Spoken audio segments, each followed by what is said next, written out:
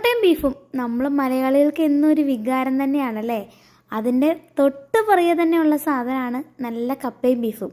അപ്പോൾ ഇന്ന് ഞാൻ കപ്പയും ബീഫുമാണ് കേട്ടോ ഉണ്ടാക്കുന്നത്.